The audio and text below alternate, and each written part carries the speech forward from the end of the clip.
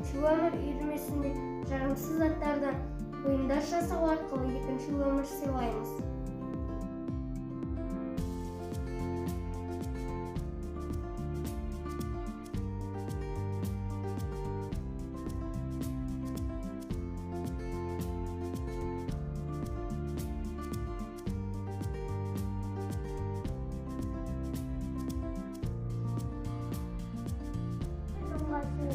Қате маша жасаймыз. Газетті қиып аламыз. Қиған газетті қате машаға салып, кеселерге желімдейміз. Содан кейін кептіреміз. Осындай ыдыстар аламыз.